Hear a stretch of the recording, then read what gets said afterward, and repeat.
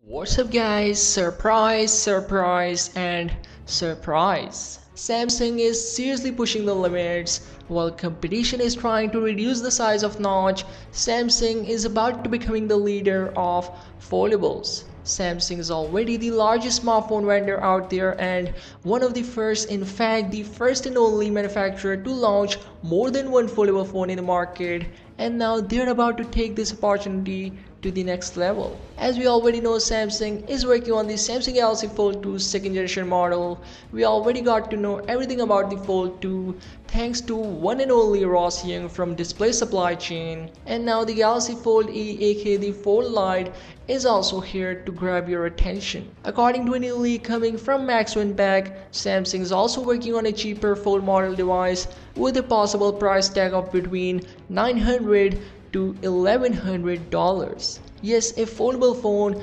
with tablet-like design in $900 to $1,100 price tag. He has also revealed more information on this Fold Lite variant, but according to Ross Young, it's more like the Lite variant of the Galaxy Z Flip. But Max Winback is pretty confident that this is indeed a Galaxy Fold Lite with a tablet-like design. So it's going to be a 4G variant, of course, with 256 GB of internal storage. There will be the mirror black and mirror purple color variant like the Z Flip, and the outer display will be even smaller than the original Galaxy Fold. The cover display or the outer display is more like the Z Flip's very small panel. Samsung will be using the 2018, 2019 and 2020 parts here to keep the cost down, and it will be made from aluminum and glass. Under the hood, it will rock Qualcomm Snapdragon 865 processor, yes, the flagship processor from Qualcomm, and it will cost $1,100. Indeed a very cheap foldable phone.